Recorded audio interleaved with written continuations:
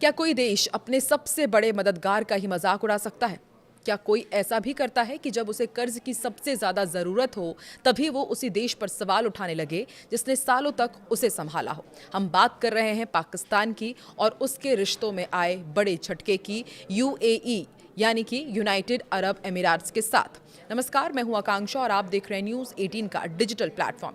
ये तो सभी जानते हैं कि पाकिस्तान आज गंभीर आर्थिक संकट से गुजर रहा है। महंगाई आसमान पर है, विदेशी मुद्रा भंडार सीमित है और हालात ऐसे हैं कि देश के पास सिर्फ कुछ ही महीनों के आयात के लिए पैसा बचा है। इसी बीच यूएई ने एक बड़ा फैसला लिया, $3 अरब का कर्ज आगे बढ़ाने से इनकार कर दिया। ये वही पैसा था जिस पर पाकिस्तान की अर्थव्यवस्था काफी हद तक टिकी हुई थी।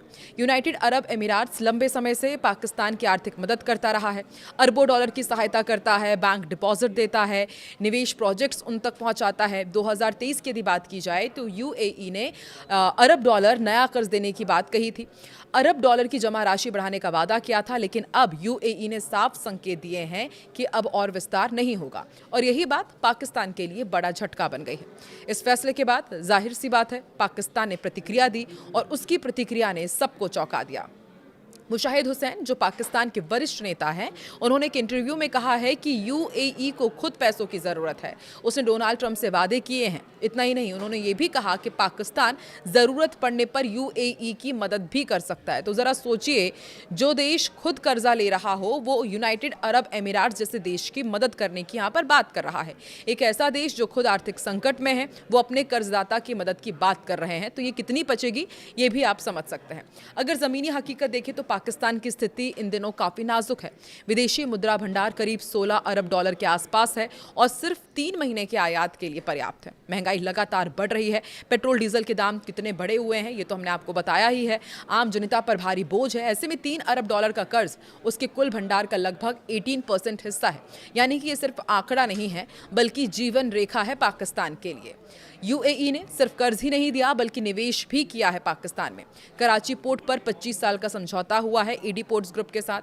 $5 अरब की ऑयल रिफाइनरी योजना भी वहां पर चलती है। यानी कि यूएई लगातार पाकिस्तान को सपोर्ट करता रहा है। लेकिन अब हालात बदलते दिख रहे हैं। इस पूरे मामले में एक और दिलचस्प मोड़ आया जब पाकिस्तान के नेता भारत का भी जिक्र करने लगे। सोचिए, बात चल रही है पाकिस्तान और यूएई की, लेकिन इंडिया का नाम भी बीच में लाया गया और ये कहा गया कि यूएई को भारत से सावधान रहना चाहिए। कारण क्या है? दरअसल यूएई में बड़ी भारतीय आबादी है, दोनों देशों के मजबूत रिश्ते हैं, लेकिन सवाल ये उठता है कि कर्ज पाकिस्तान का है, समस्या उसकी अपनी है, तो फिर भारत का नाम क्यों लिया पाकिस्तान ने?